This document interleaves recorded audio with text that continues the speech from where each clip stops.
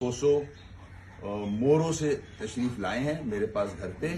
और ये इसलिए आए हैं कि ये जो प्रोपेगेंडा वडेरा गैंग जो सिंध को खा गया है, सिंध के मेरे सिंधी भाइयों को ना तालीम देता है, ना सेहत देता है, कुछ नहीं दिया हुआ, सारे पैसे खा जाते हैं। उस पे मैंने वडेरों के नाम पे ये कहा था कि तुम टंडोला यार में एक आदमी मार दिया, तुम सिंधी और उर्दू बोलने वालों को लड़वाना चाहते हो, ये नहीं होना चाहिए। माजी में ये तुमने करवाया था, तो मैंने उनको इशारा दिया था कि तुमने जो माजी में किया था और उससे जो हालात हुए थे वो काम ना करो।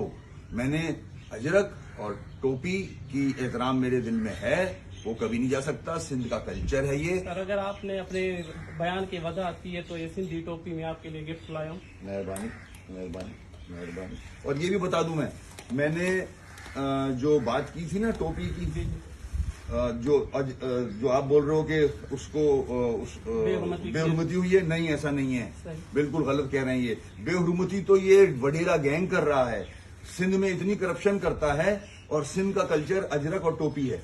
तो पूरे पाकिस्तान में बदनाम कौन होता है?